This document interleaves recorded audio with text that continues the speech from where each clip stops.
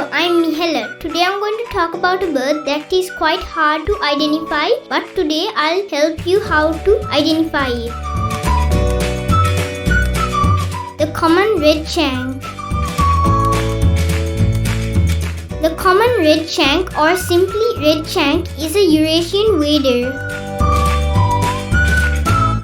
Stroky brown wader with bright red legs. There are at least another 15 birds that look like the common redshank. The way to identify the common redshank is the bright red legs. Commonly distributed, inhabits fresh and coastal wetlands. Feeds in muddy shallows, probing and picking with its bill. Also breeds on moorland, usually near water. Their calls are like